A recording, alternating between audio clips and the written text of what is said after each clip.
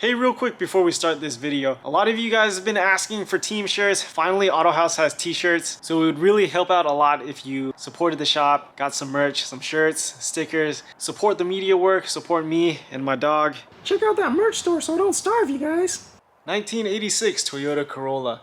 This thing's definitely got a few cool party tricks in it. First things first, GTS twin cam decals. Kind of, right? This is actually an SR5 that was converted to a GTS, but you know, honestly, who cares? This car was meant to be driven, and that's exactly what the newest owner is doing with this car. So I'll try to rattle off from memory this build. I believe big port 7 rib, JSP headers, got the booster delete going on, the chase bays, wheelwood valve.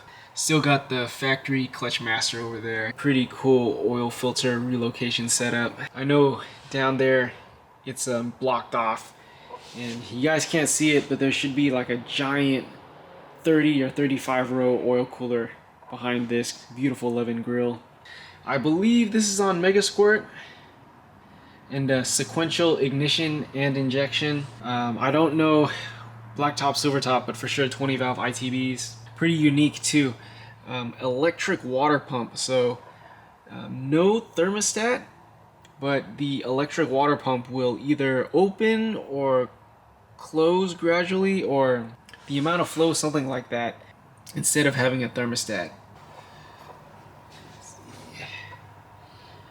Cool trigger wheel. I don't know what trigger wheel that is.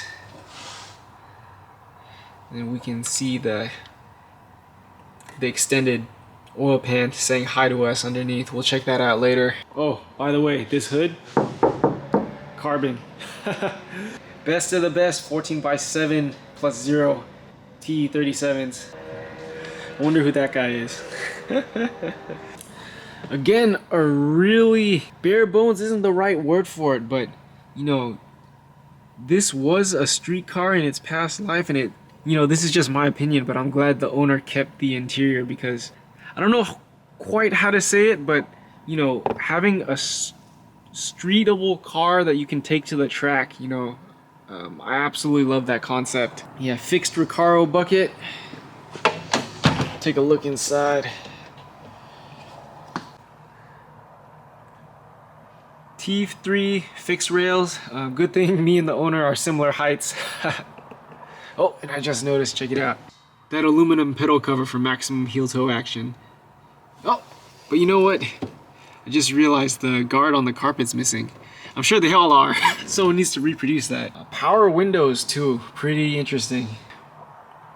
Got the wink mirrors going on. And then also, I guess most desirable these days, non-sunroof. Also on NX, by the way, we'll check that out when we lift up the car, but yeah, I know I might be a little bit biased, but best Corolla coilover. NX suspension. And here we are underneath the car. Let's take a look. I think the original owner made this splitter, and he's also the one who had the big off and broke it. But probably my favorite piece on this car is this MRP baffled and extended sump. I believe this trigger bracket and trigger setup's also from MRP. Very, very old T50 rebuild from way back in the day from me. And then also really cool carbon fiber and steel one-piece drive shaft. And then yeah, all you guys with one-piece drive shafts, make sure absolutely need a drive shaft safety loop. I will link a video to this drive shaft safety loop in the description below. Make sure to check that out and be safe.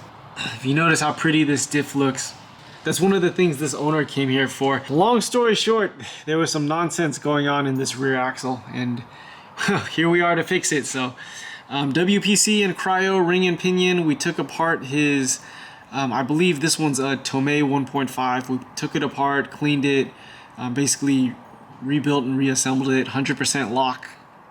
Or I should say set it to 100% lock. Yeah, we paint all our housings. Breeze Fab 4 links. These are cool. These are poly on the body side and then Heim on the axle side. Some really classic annex coilovers. The newest iteration is gonna look different than this, but I think the original owner had these shocks custom valves, so I believe this is a really old CSP, but still great nonetheless. I had to take this car and wring it out a few times to check for oil leaks. So yeah, I know this thing, you know, still drives and handles great. Yeah, real deal Juby Ride Panhard drop mount, pretty cool. See the Battle Garage Swift collaboration springs up there. And then, yeah, Brave exhaust, but bravely I bet you on that off. Bang! So yeah, just running down from memory some items we did here. There was a major oil leak on this car. One of the biggest ones was from the oil pan, so we actually took this off, took all the baffles out, cleaned them, took all these sensor ports out. There's one more like underneath. Again, cleaned and resealed the oil pan. Some of the hardware was a little bit wonky, so we replaced the broken or wonky hardware. Another one of the major oil leaks was actually from these valve covers. It's common not only for them to leak through the valve cover gaskets, but these grommets too over time can, the oil wicks up through the threads and leaks out. So both covers cleaned off, made sure this PCV port is clear. Yeah, the coil packs came out, and then all through this valley, you can kind of see it right there.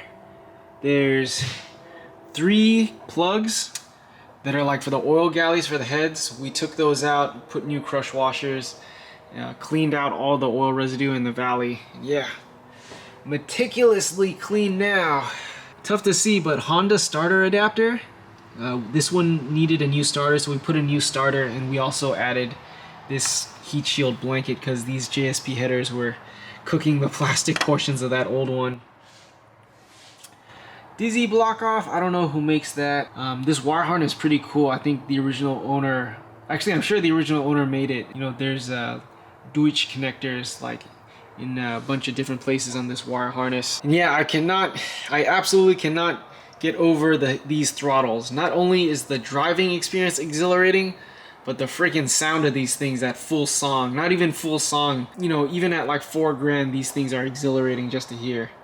Oh, there was also some wonky stuff going on with the original fuel line, so we remade this Dash 6 line. Originally it was, you could tell it was rubbing on this ITB plate, so yeah, no worries, just made it a little bit longer so it clears everything and, you know, it doesn't touch anything hot. So yeah, that's a sneak peek at this, you know, beautiful customer Levin. By the way, you guys can see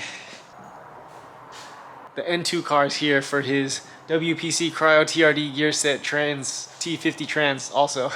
So yeah, thanks again for watching. Remember to like and subscribe, leave a comment or question in the description below for me or my dog. Appreciate the support. Check out merch, we got shirts now, and I'll catch you guys next time.